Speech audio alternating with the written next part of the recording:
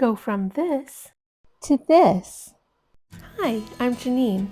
Thrifting and shopping secondhand has been a part of my life for the last 15 years, and I've been able to curate the wardrobe of my dreams over the years, as well as decorate my home by shopping at thrift stores, garage sales, consignment shops, the Goodwill outlet, and Facebook Marketplace.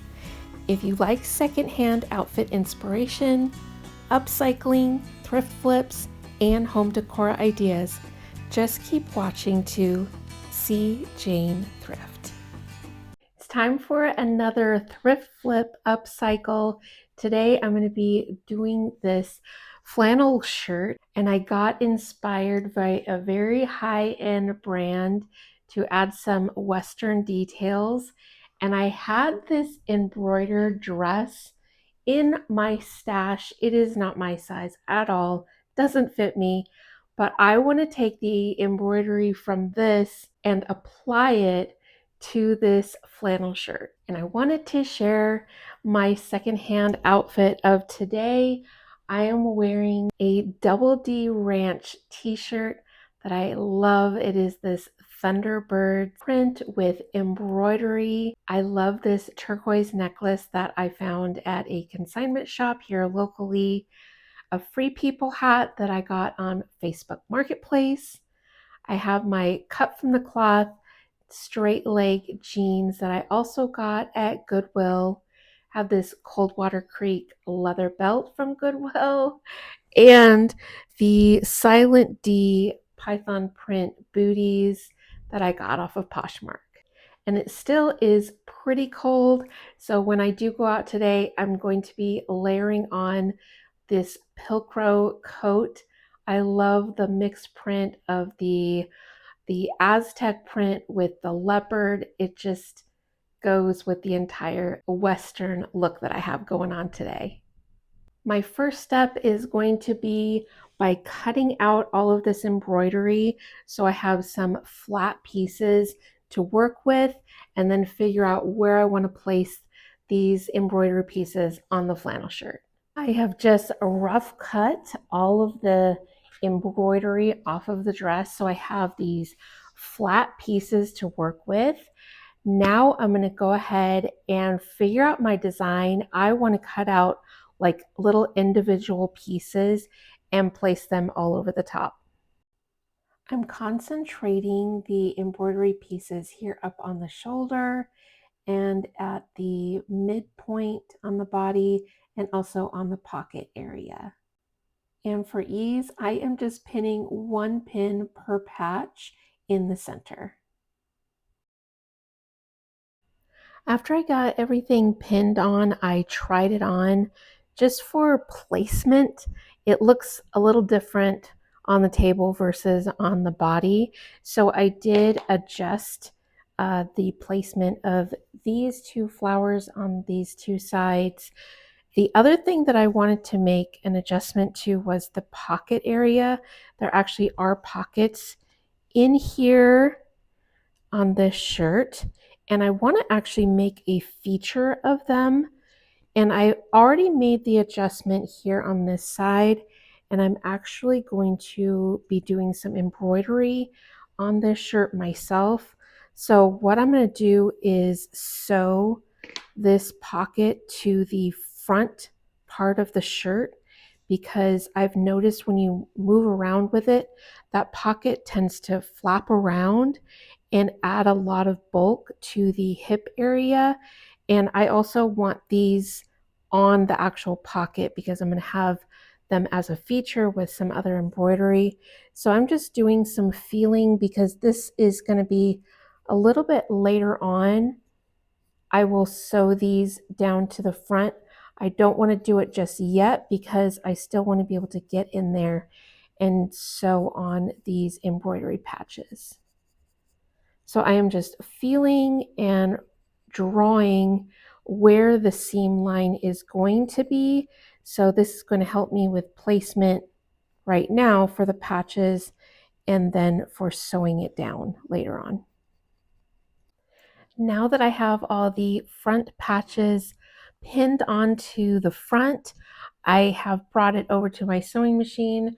I have white thread in the machine to coordinate with the patches, and I'm just going to go around each and every one of them as close to the edge as possible.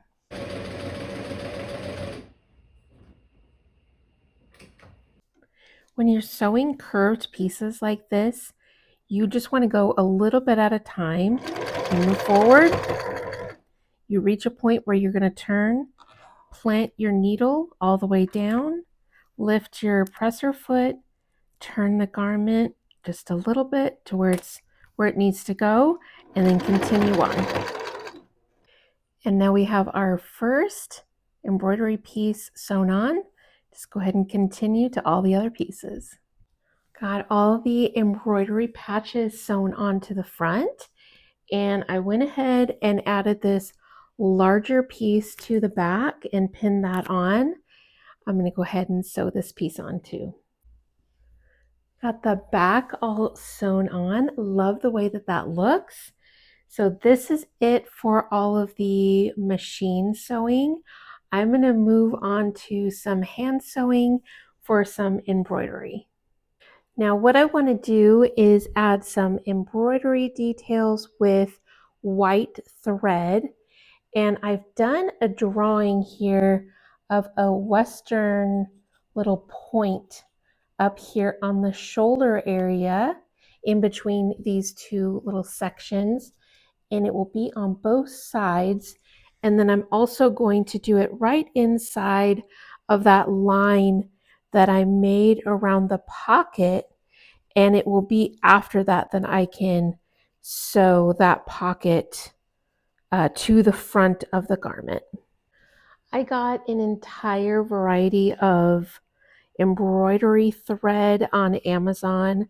I will go ahead and leave a link for that in case you're interested, but I am just using this white color right here.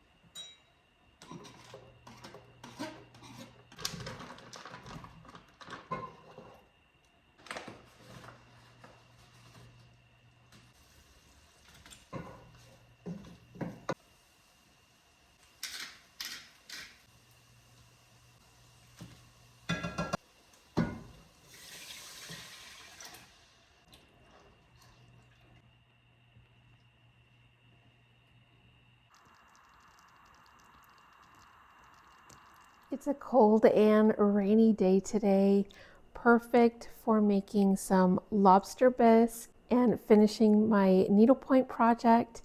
I did want to share my outfit of the day today. I have this stunning embroidered and camel print hoodie jacket that I got from a consignment shop a little while ago. Just love it. Underneath, I do have a t-shirt that has this beautiful graphic art. It is by Maria Teresa Beyer. She is a Texan artist who does much more than clothing. She typically does more artwork, but I was fortunate enough to find this t-shirt at Goodwill. My jeans are Pilcro, and I got these off of Poshmark. My shoes are Sam Edelman. I found those at a consignment shop quite a while ago. And my latest acquisition has been this necklace by Tang Yu. Don't know if I'm pronouncing that correctly, but it is this stunning rolled paper bead necklace. I love the colors and the style. It just goes perfect with the entire look.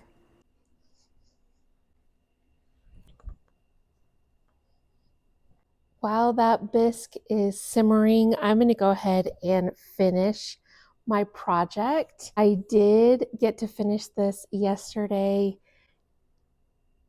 This here on the top, and also here in the pocket area. I am most definitely not an embroidery expert at all. I'm just dabbling in it and I'm having a blast.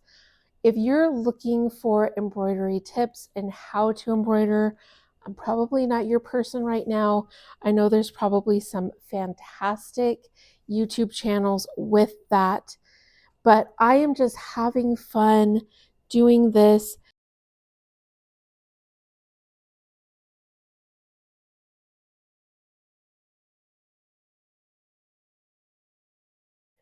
Now that I have all of my hand embroidery done, I am going to sew the pocket to the front of the shirt. You can see here it is, and I have pinned all the way around.